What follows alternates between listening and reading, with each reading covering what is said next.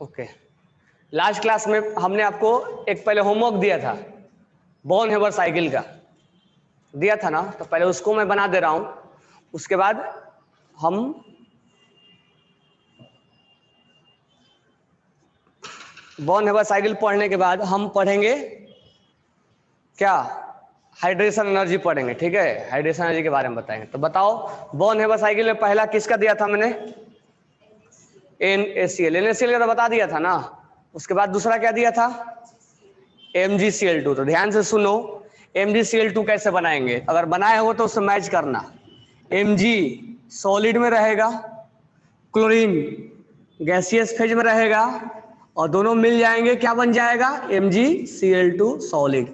पहले हम रिएक्शन को बैलेंस करेंगे, बैलेंस है कि नहीं? तो बैलेंस है ना, इसमें कोई प्रॉब्लम नहीं है, इसमें कोई प्रॉब्लम नहीं है। समझ में आ गया? चिन्मय, शशांक, अब हम MgCl2 बनाना है तो सबसे पहले क्या करेंगे, इस Mg को किस में बदलेंगे? गैसियस। कौन सा एनर्जी देंगे? Heat of sublimation, delta H sublimation. Short में हमने लिख लिया डेल्टा H सब्लिमेशन। Mg से, अच्छा बताओ, Mg से कितना इलेक्ट्रॉन निकालते हैं तो इसका ऑक्टेट कंप्लीट हो जाता है? 2। तो Mg से एक इलेक्ट्रॉन निकालेंगे तो Mg प्लस बनेगा, और दूसरा निकालेंगे तो Mg+2। तो फर्स्ट इलेक्ट्रॉन को निकालने को हम क्या बोलेंगे?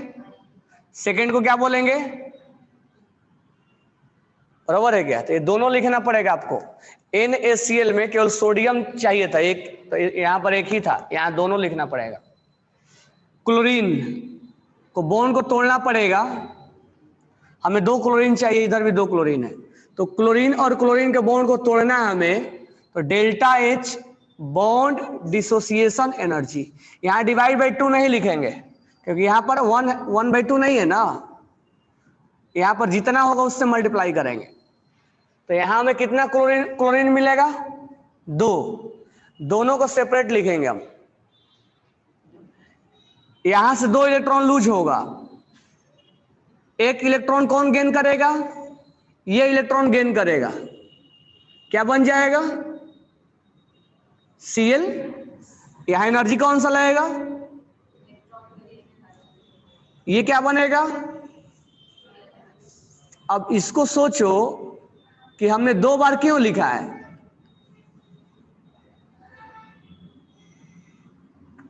तुम चाहो तो एक ही बार लिखो, यहां 2 लिख दो, लेकिन इलेक्ट्रॉन गेन एंथैल्पी का वैल्यू 2 बार लेना पड़ेगा, इसीलिए जानबूझ के मैंने, तुम चाहो तो मैं ऐसे भी लिख सकता हूं 2Cl, 1 दोनों इलेक्ट्रॉन गेन किया, 2Cl माइनस। तो याद रखना, इसमें इलेक्ट्रॉन गेन एंथैल्पी जो लोगे वो 2 टाइम्स से क्या होगा? मल्टीप्लाई होगा, नहीं तो सिंपल 2 बार लिखना पड़ेगा। तो जो समझना चाहते हो वो समझ लो, ऐसे भी लिखो वो भी राइट है, ऐसे लिखो वो भी राइट है। अब ये सब मिल जाएंगे और क्या बन जाएगा? MgCl2। यहां से कौन सा एनर्जी निकलेगा? cation and anion in gaseous form when combined to each other, then lattice energy will be released. अब इसमें हम डायरेक्ट एनर्जी को क्या बोलेंगे? Delta H formation. तो हमें लिखना हो तो कैसे लिखेंगे? Delta H formation equal to इनका सम, तो हम लिख देंगे according to Hess law, according to Hess law, Hess law के अकॉर्डिंग।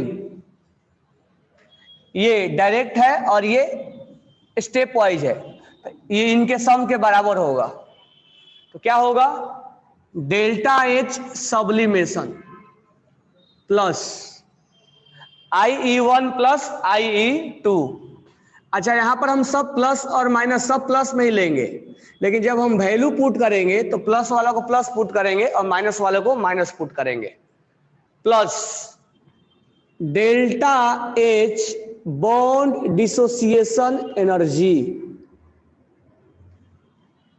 प्लस 2 बार इलेक्ट्रॉन गेन एंथैल्पी लिखो या 2 टाइम्स इलेक्ट्रॉन गेन एंथैल्पी लिखो, जो मर्जी करे वो लिख सकते हो। तो मैं अभी ये वाला लिख रहा हूं, electron gain enthalpy plus electron gain enthalpy. दोनों वैल्यू सेम होंगे, E1 E2 तो होगा नहीं, अलग अलग क्लोरीन है। या ये लिख दो 2 टाइम्स मल्टीप्लाई कर दो, प्लस लाइटिस एनर्जी। ये आपसे लिखना होगा। अब आपसे क्वेश्चन कैसे पूछेगा, तो यहां पर सबका वैल्यू दे देगा, प्लस वैल्यू माइनस वैल्यू, वो लिखना पड़ेगा और किसी एक का वैल्यू कैलकुलेट करना पड़ेगा। या XYZ भी दे देता है, वॉल्यूम ऐसा क्वेश्चन मिलेगा जहां XYZ दिया होगा और आपसे कुछ ना कुछ पूछा होगा, नहीं दिया होगा तो मैं क्वेश्चन करवाऊंगा। तो क्वेश्चन बनाना वो आसान हो जाता है, लिखना इंपॉर्टेंट है। अगर सबको लिखने आ गया दैट विल बी इंपॉर्टेंट। ठीक है, सबका राइट है, राइट डाउन कर लो जिसने लिखा है, देख लो इसको। अगर तुम अगर बनाए हो उसमें कोई करेक्शन करना है तो कर लो, अदरवाइज बनाए हो सही है तो ये लिखना होगा। इसके आगे न्यूमेरिकल्स क्या आएगा हम बताएंगे। तो ये बॉर्न हेबर साइकिल क्या हो गया, MgCl2 के लिए हो गया। बॉर्न हेबर साइकिल किसके लिए हो गया, MgCl2 के लिए हो गया। अगर लिखे हो तो सही है, बनाए हो तो सही है, ना तो करेक्शन करना है तो करेक्शन करो इसमें। आगे बढ़े, चलो नेक्स्ट बोलो किसके लिए था, AlCl3 के लिए। तो नेक्स्ट देखो एल्युमिनियम क्लोराइड।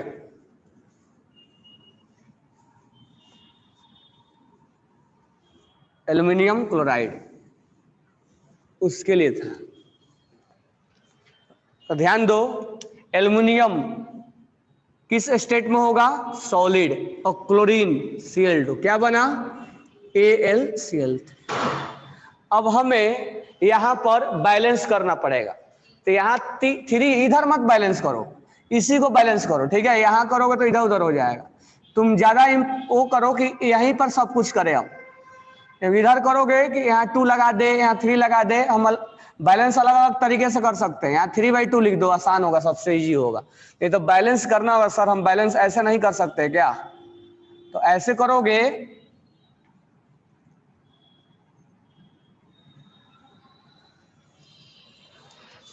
सॉरी, तो बैलेंस ऐसे भी हो जाएगा, लेकिन बहुत प्रॉब्लम होगा, आंसर इधर से उधर हो जाएगा, क्योंकि 2 बार कोएफिशिएंट आ गया ना, ये वाला प्रॉब्लम क्रिएट करेगा। अब एल्युमिनियम को हमें सॉलिड गैस बनाना है, तो ΔH सब्लिमेशन। एल्युमिनियम से एक इलेक्ट्रॉन निकला, एल्युमिनियम से दूसरा इलेक्ट्रॉन लूज हुआ, एल्युमिनियम से 3 इलेक्ट्रॉन लूज हुआ। ये तो मालूम है ना 3 इलेक्ट्रॉन लूज होगा।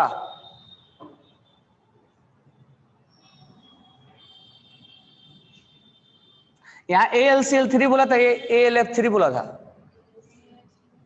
आगे कोवैलेंट बॉन्ड बनाएगा। यहाँ IE1, IE2, IE3।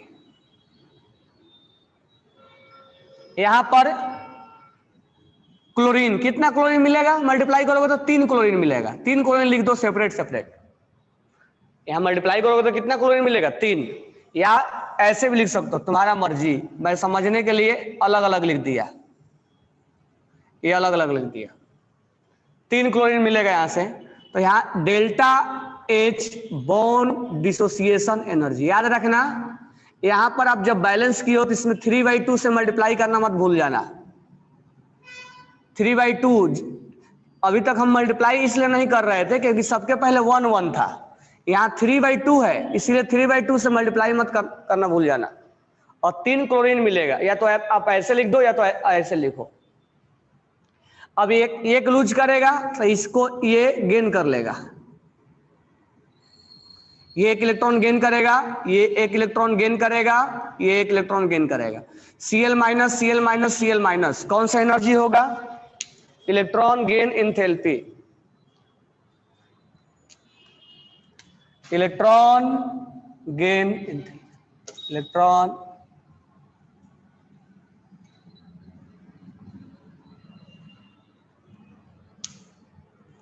या आप क्या करो, यहां पर 3 times into electron gain enthalpy लिख दो। इस यहां मत लिखना 3 इलेक्ट्रॉन गेन, या ऐसे लिख सकते हो कि 3 क्लोरीन गेन 1/1 अलग अलग, बराबर है क्या? ऐसे लिख भी सकते हो 3 इलेक्ट्रॉन गेन, लेकिन ऐसा लगेगा कि एक ही क्लोरीन गेन कर लिया, 3 अलग अलग क्लोरीन गेन किया है और 3Cl माइनस बना है। तो या तो आप इसको ऐसे लिखो, सम कर दोगे तो यही आएगा ना, इसको ऐड करोगे तो ये आएगा, इसको ऐड करोगे तो ये आएगा।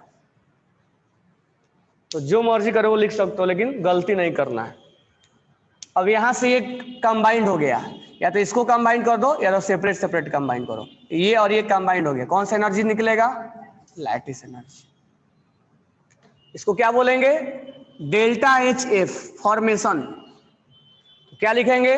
Delta H F equal to delta H sublimation plus IE1 plus IE2 plus IE3 plus, आप इलेक्ट्रॉन की एंथैल्पी 3 टाइम्स लिखो,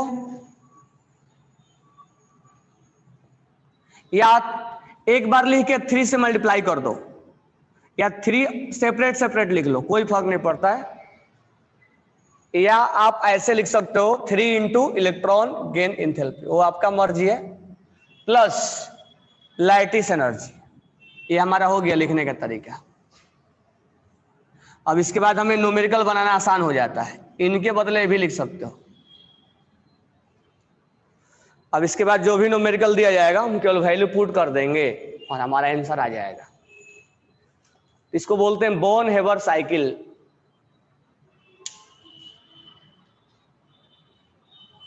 नेक्स्ट बताओ, MgO, बॉन्ड डिसोसिएशन छूट गया है यहाँ पे। Delta H bond dissociation energy 3/2, ये छूट गया है।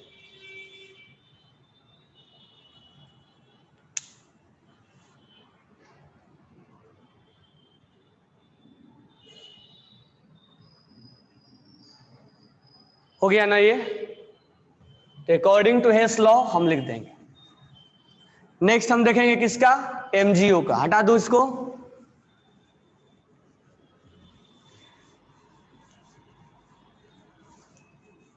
Mg और O,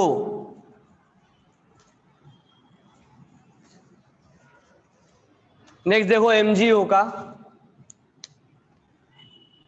Mg प्लस O2 होता है, वो नहीं होता है,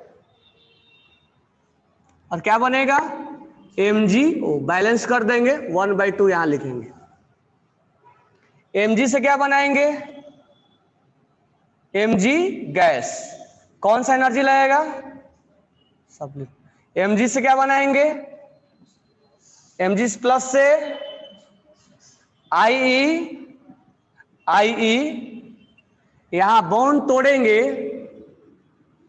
तो यहां वैल्यू दिया जाएगा आपको, ठीक है? कितना ऑक्सीजन मिलेगा? 1। तो delta H bond dissociation energy into, अरे मत सोचना कि सिंगल बॉन्ड है कि डबल बॉन्ड है, वो सब वैल्यू दिया रहता है, बॉन्ड तोड़ने का एनर्जी दिया रहता है 1/2। एक ऑक्सीजन मिला, एक गेन किया, दूसरा गेन किया। इलेक्ट्रॉन गेन इंथैल्पी 1 और इलेक्ट्रॉन गेन इंथैल्पी 2, दोनों अलग अलग एनर्जी आएगा ना, दोनों वैल्यू अलग अलग आएगा, इसीलिए हमें 1 और 2 लिखना पड़ेगा। दोनों वैल्यू अलग अलग आएगा, इसीलिए 2 लिखना पड़ेगा। ये 2 जो लूज करेगा ये 2 गेन कर लेगा, ये दोनों मिल जाएंगे गैसियस स्टेट में। जब मिलेंगे तो क्या बनेगा? MgO। कौन सा एनर्जी निकलेगा? Lattice energy. हम लिख देंगे डेल्टा HF, क्या हो जाएगा? Delta H sublimation plus IE1 plus IE2 plus delta H bond dissociation energy divide by 2 plus electron gain enthalpy 1 plus electron gain enthalpy 2, यहां दोनों एक ही नहीं अलग अलग है, प्लस लैटिस एनर्जी।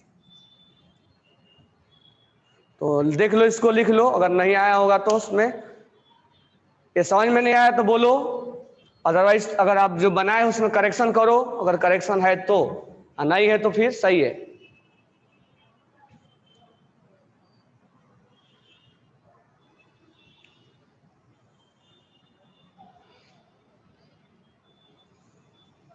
यही 3 का था ना। चलो अब एक दो होमवर्क लिख लो जो घर से बना के लाना। एल्युमिनियम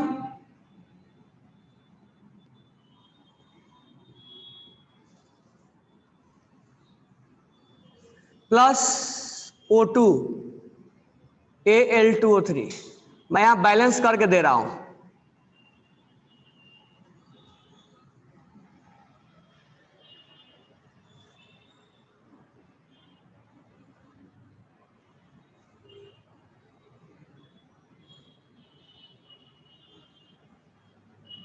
ये घर से बना के लाना, अभी राइट डन कर लो होमवर्क के लिए। आप घर से बना के लाना, मैं किसी दिन इसको डिस्कस कर दूंगा, ठीक है।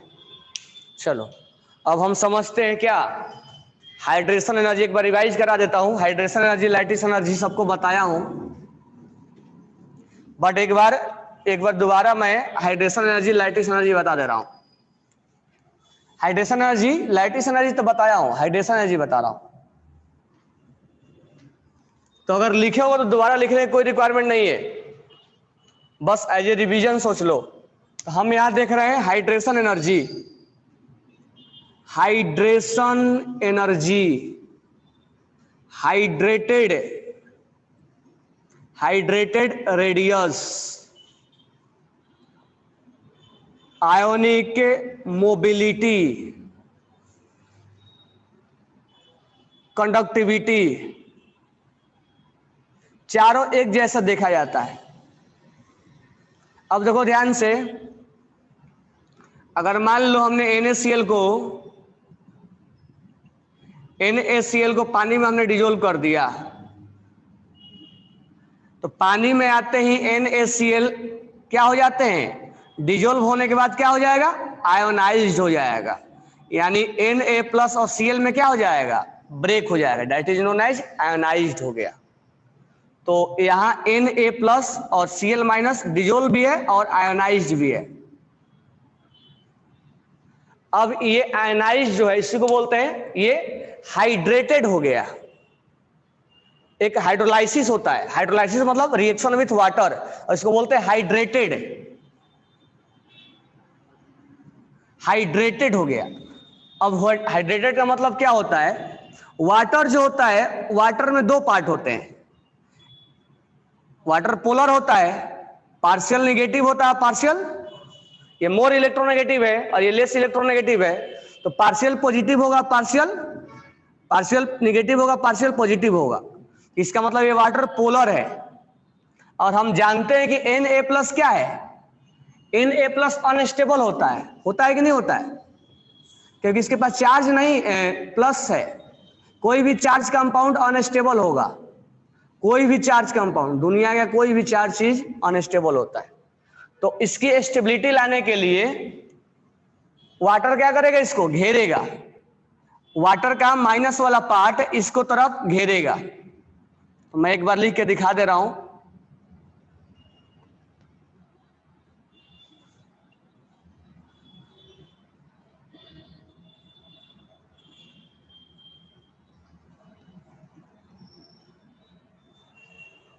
ये वाटर वाला पार्ट, अभी बहुत सारा वाटर होगा जो इसको घेरेगा।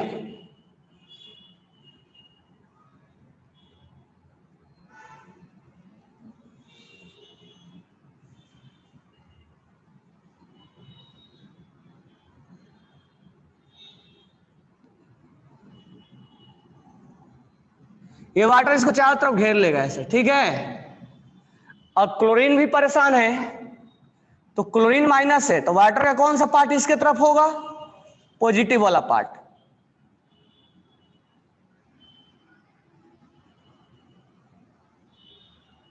क्लियर है ना चीजें। तो पॉजिटिव पार्ट से क्या होगा, इधर स्टेबलाइजेशन होगा इसको। अब ये जब घेरेगा तो होगा क्या, इसके अंदर क्या होगा। अब ये प्लस को क्या चाहिए, माइनस। तो माइनस, हालांकि रिएक्शन तो नहीं होगा, लेकिन कुछ समय के लिए अपने आप को क्या फील करेगा, स्टेबल फील करेगा, क्योंकि इसके पास माइनस चाहिए। क्योंकि ये परेशान इसलिए था क्योंकि इसके पास पॉजिटिव था, तो इसको नेगेटिव चाहिए। और Cl परेशान इसलिए था कि इसको पॉजिटिव चाहिए। तो Cl को भी क्या कर दिया, वाटर ने घेर लिया पॉजिटिव वाला पार्ट से। वाटर इसको चारों तरफ ने घेर लिया, इसको बोलते हैं ये हाइड्रेटेड हो गया, इसको बोलते हैं हाइड्रेटेड। अब इसको हम ऐसे लिखते हैं, कैसे? Na+ एक्वस लिखते हैं, एक्वस। इसको क्या लिखेंगे? Cl- aqueous. अभी अभी तुम बोन नेबर साइकिल हमने पढ़ाया, Na+ वहां क्या लिखा था हमने? Solid, sorry gas. Na+ क्या लिखा था हमने? गैस लिखा था ना। तो O जो है वो गैसियस स्टेट में है, और ये कहां पर, किस स्टेट में है? एक्वस स्टेट में है।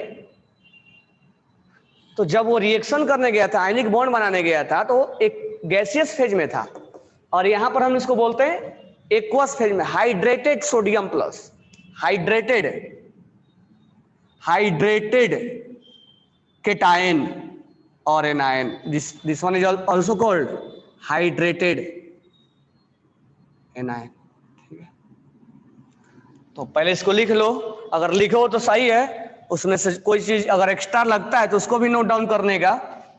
अगर तुम्हें लगता है कि ये पॉइंट हमें हमारे लिए एक्स्ट्रा है तो उसको राइट डाउन करने का। ठीक है, ये अनस्टेबल है, स्टेबल है, इस चीज को लिखने का। बाद में जब तुम रिवीजन करोगे, बाद में जब तुम रिवीजन करोगे तो उस चीज को तुम्हें आइडिया मिलेगा कि हमने क्या सीखा है। ये क्लियर हो गया सबको?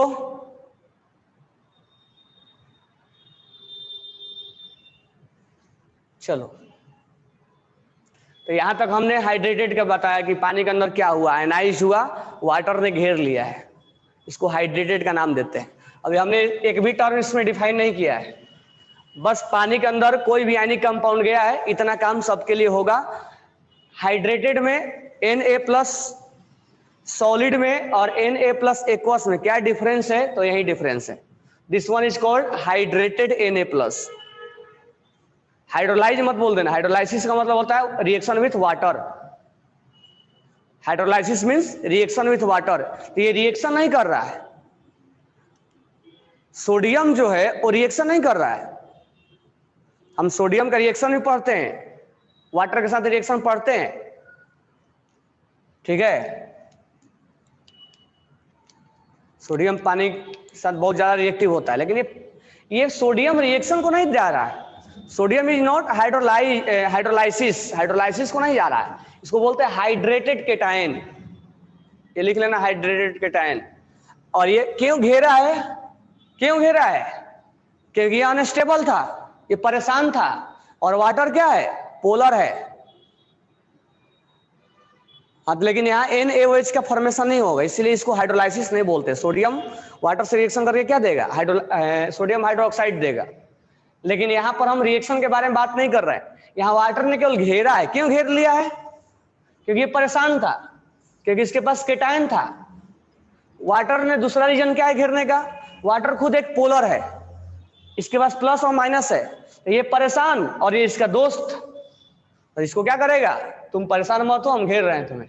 इसको घेर लिया, घेरेंगे तो क्या बोलेंगे इसको? हाइड्रेटेड।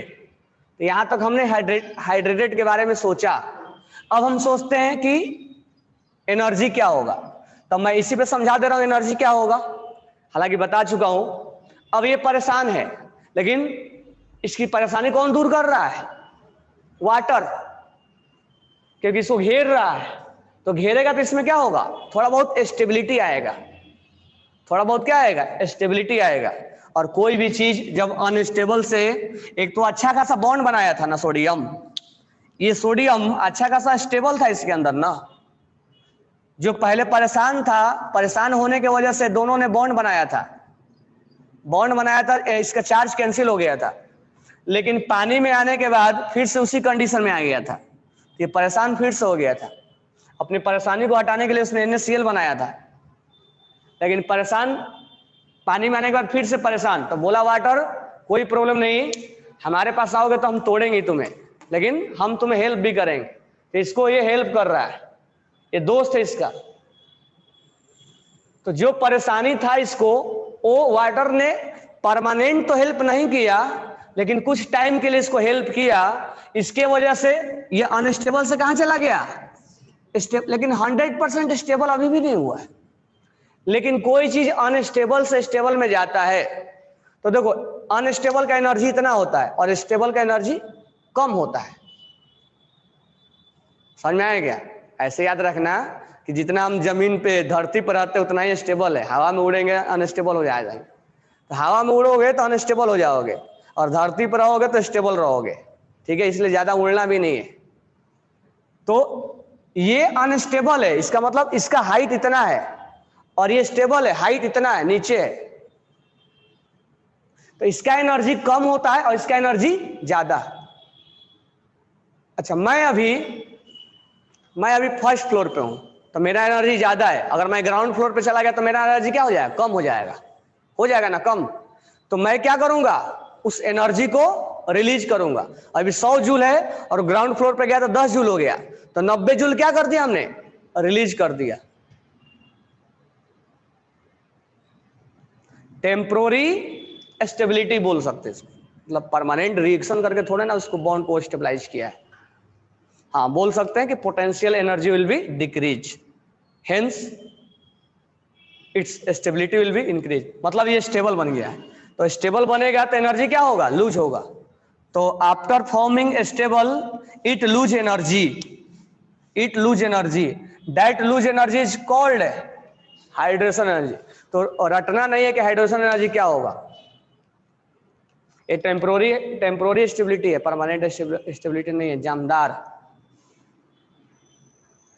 काइफ, समझ में आ गया ये? तो हाइड्रेशन एनर्जी का रियल मीनिंग क्या हुआ? क्या हुआ है? NaCl को हमने पानी में डिजोल्व किया है। पानी में डिजोल्व करने के बाद ये Na+ और Cl- में क्या हुआ है? ब्रेक हुआ है। पानी ये परेशान था, पानी बोला हम पोलर हैं, हम तुम्हें घेरेंगे। तो घेरेगा तो क्या आएगा इसके अंदर? स्टेबिलिटी आएगी। और जब स्टेबिलिटी आएगा तो ये अनस्टेबल से कहां जा रहा है? तो एनर्जी क्या होगा? लूज होगा। That lose energy is called hydration energy. और ये हाइड्रेशन एनर्जी किस टाइप का होगा? एक जो है एंडो, क्या होगा? तो हमें दिखेगा तब हमें समझ में आएगा कि एक जो है, और रटोगे तो नहीं आएगा। तो समझ में आ गया कि ये हाइड्रेशन एनर्जी क्या है? एक्जोथर्मिक है। तो रटना नहीं है, ये एक्जोथर्मिक है। क्लियर हो गया चीजें? तो डिफिनेशन तो ऑलरेडी लिखवा दिया था मैंने, और डिफिनेशन के पीछे ज्यादा नहीं भागना है। ये 10th क्लास नहीं है, 11th है। चीजें समझने के पीछे भागना है कि हमें कैसे चीजें समझ में आए। समझ में आ गया ये? तो अब हम हाइड्रेशन एनर्जी क्लियर हो गया हमारा। चलो, हाइड्रेटेड रेडियस, ये बहुत आसान है। अब हम, तुम्हें पीरियोडिक टेबल में याद होगा हम पढ़ते थे Na+ का रेडियस क्या होगा, तो वो गैसियस फेज में बोलते थे हम। लेकिन पानी के अंदर जो रेडियस होगा वो विथ वाटर लिया जाता है, ये वाला रेडियस को बोला जाता है। मतलब पानी को भी मिला दिया जाता है, इसको बोलते हैं हाइड्रेटेड रेडियस। यानी Na+ के अंदर अगर वाटर जितना इसको सराउंड किया है तो सेंटर से लेके जहां तक वाटर सराउंड है वहां तक के रेडियस को हम क्या बोलते हैं? Hydrated radius. This one is known as hydrated radius. और अगर आपसे पूछा जाएगा कि Na+ और Na+ एक्वस और ये गैसियस फेज, बताओ किसका रेडियस ज्यादा है? तो हम बोलेंगे इसका रेडियस ज्यादा है। दिख रहा है ना, इस रेडियस को बोलते हैं हाइड्रेटेड। ये गैसियस फेज में है और ये एक्वस फेज में है। That is known as hydrated radius. यानी जहां तक वाटर सराउंड किया है, जैसे मैं अभी अकेला हूं, ठीक है, तो हमारा जो रेडियस होगा वो हमारा इस फेज का रेडियस होगा। अगर मान लो मेरे सामने स्टूडेंट भीड़ लगा लिए, तो यहां से लेके जहां तक स्टूडेंट का क्राउड है वहां लास्ट तक के रेडियस को हम क्या बोल देंगे? Hydrated radius. और वो रेडियस क्या होगा? ज्यादा होगा। इसलिए hydrated radius is more then in gaseous phase. लेकिन वहां उसको रिप्रेजेंट करके लिखना होगा, Na+ लिखना पड़ेगा। तो रिप्रेजेंट कर लो। मैं डिफिनेशन पे अब ऑलरेडी पढ़ा चुका हूं, तुम्हें रिवाइज के लिए बता रहा हूं। तो हाइड्रेटेड रेडियस सेंटर से जहां तक वाटर सराउंडेड है वहां के रेडियस को हम हाइड्रेटेड रेडियस बोलते हैं, ठीक है? चलो अब हम आयनिक मोबिलिटी, तो मोबिलिटी और कंडक्टिविटी एक एग्जांपल, नेक्स्ट एग्जांपल से समझाते हैं। अब थोड़ा सा हम कंपेयर पढ़ाएंगे इसी में कि कंपेयर, क्योंकि एनर्जी जब लूज होगा तो हो सकता है कि अलग अलग आयनिक, सोच के देखो, क्या सारे आयनिक एक जैसा एनर्जी लूज करेंगे क्या? नहीं, कोई ज्यादा एनर्जी लूज करेगा, यानी हाइड्रेशन एनर्जी। अब हम कंपेयर पढ़ा रहे हैं, तो ध्यान से सुनो। ये ऑलरेडी तुम लोगों को ये मैं निकाल के दिया हूं। हम एक एक्सपेरिमेंट बना रहे हैं, ठीक है? तो इसको आपको ड्रॉ नहीं करना है, ऑलरेडी ड्रॉ किए हो तो सही है, नहीं किए हो तो कर सकते हो। अगर मान लो हमने यहाँ पर LiCl को हमने डिजोल्व कर दिया पानी के अंदर, यहाँ पर इस कंटेनर में पानी सेम है, इसके अंदर NaCl को डिजोल्व कर दिया, इसके अंदर हमने KCl को डिजोल्व कर दिया, इसके अंदर हमने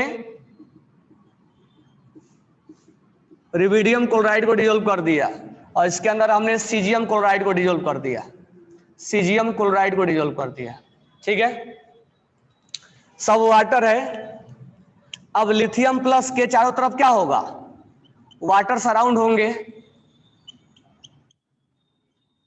क्लोरीन कॉमन है, उसके बारे में हम बाद में सोचेंगे। सोडियम प्लस के चारों तरफ क्या होगा?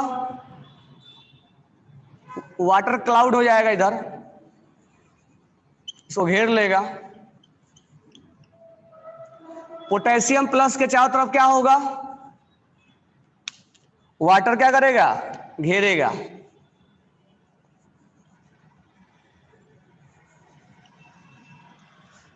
रुबिडियम प्लस के चारों तरफ क्या करेगा? वाटर घेरेगा।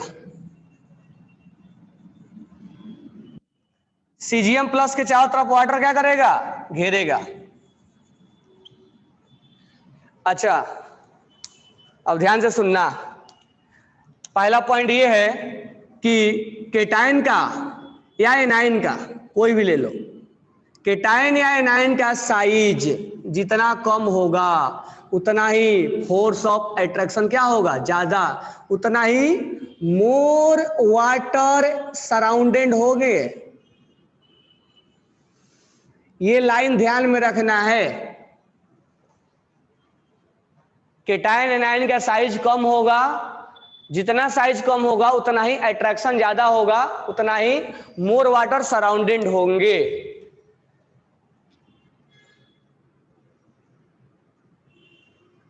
ये लाइन जिसको समझ में आएगा वही सारे क्वेश्चन का आंसर आसानी से कर लेगा।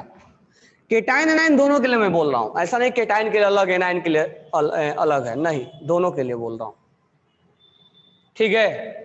तो केटायन का साइज जितना छोटा होगा। अब बताओ, इसमें से लिथियम प्लस में और सीजियम प्लस में छोटा कौन है? छोटा कौन है? लिथियम है। तो वाटर ज्यादा इसको घेरेगा या सीजियम को घेरेगा? लिथियम को घेरेगा। अच्छा, मान लो इसके पास, ये परेशान था, मैं परेशान हूं, तो मेरे पास जितना ज्यादा हेल्प करने वाले होंगे उतना ही मेरे अंदर स्टेबिलिटी क्या आएगी? ज्यादा। इसका मतलब जितना वाटर इसको सराउंडेड करेगा, जितना वाटर सराउंड करेगा उतना ही उसके अंदर स्टेबिलिटी क्या होगी? ज्यादा। अब यहीं से हमें सब कुछ निकल के आएगा। पहला point, more water surrounded more stability, और मोर स्टेबिलिटी मोर हाइड्रेशन एनर्जी, यानी ज्यादा से ज्यादा एनर्जी क्या करेगा? लूज करेगा, क्योंकि ज्यादा स्टेबिलिटी आएगा, जितना ज्यादा स्टेबल आएगा उतना ही, यानी हम लिख सकते हैं यहां पर क्या, अगर केटायन या एनायन हो, केटायन हो या एनायन हो, अगर साइज छोटा हुआ तो फोर्स ऑफ अट्रैक्शन ज्यादा होगा, यानी मोर वाटर सराउंडेड होंगे, और मोर वाटर जब सराउंडेड होंगे तो क्या होगा? उसके अंदर स्टेबिलिटी ज्यादा आएगी। स्टेबिलिटी क्या आएगा? ज्यादा, और ज्यादा स्टेबिलिटी आएगा तो उतना ही हाइड्रेशन एनर्जी क्या होगा? ज्यादा से ज्यादा लूज होगा।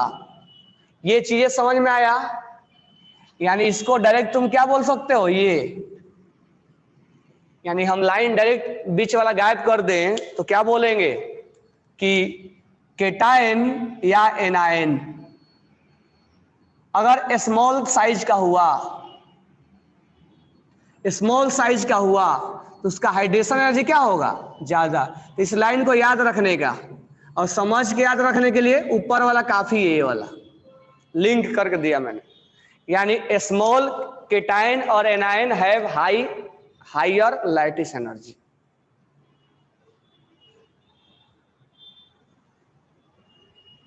हरिकेश हमेशा जो है वो, हम जो आयनिक है वो हमेशा क्या करते हैं, एक ही जैसा कंपेयर करते हैं, ठीक है।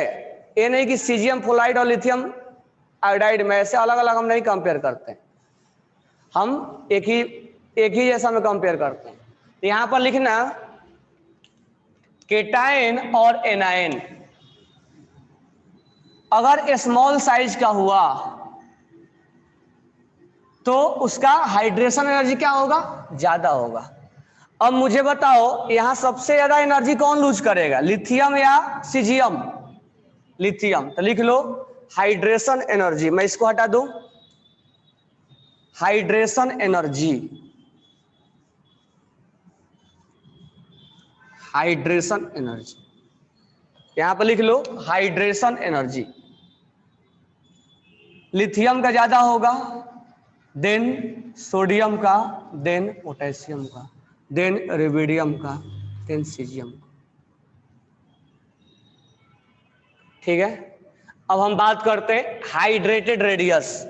तो अब आसान है ना समझना, ये मत सोचना कि सीजियम बड़ा है इसलिए इसका हाइड्रेटेड रेडियस ज्यादा होगा, नहीं।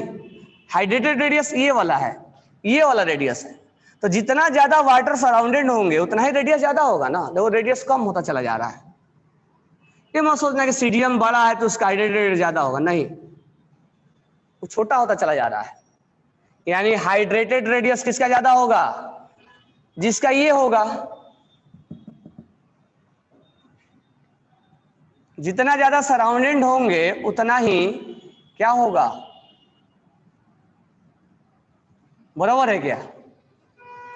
अब तीसरा हम समझते हैं मोबिलिटी, पानी के अंदर उनका घूमना चलना।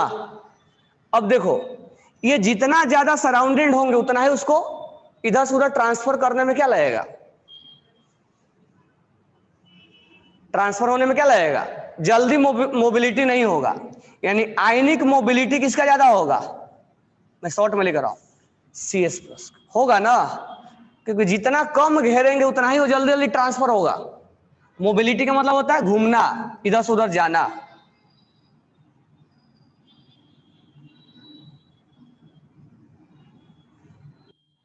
अब जब मोबिलिटी इसका ज्यादा है, अब करंट फ्लो करवाना है, करंट फ्लो करवाना है, तो करंट फ्लो के लिए क्या देखते हैं, जल्दी जल्दी कोई करंट क्या करे, कैरी करे।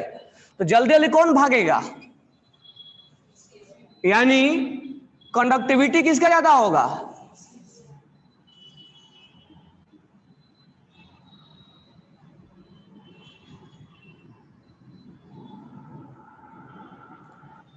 यानी ये एक दूसरे के डायरेक्टली प्रोपोर्शनल है और ये इसके इनवर्सली प्रोपोर्शनल है। यानी हम ये बोल सकते हैं कि साइज अगर घटेगा, साइज अगर घटेगा केटायन का हो या एनायन का हो तो हाइड्रेशन एनर्जी बढ़ेगा। हाइड्रेटेड रेडियस, आयनिक मोबिलिटी घटेगा तो ये आयनिक मोबिलिटी क्या होगा, कम होगा ना। देख लो जितना कम है साइज उतना ही आयनिक मोबिलिटी क्या है, कम है। और जितना कम है उतना कंडक्टिविटी क्या होगा, कम होगा।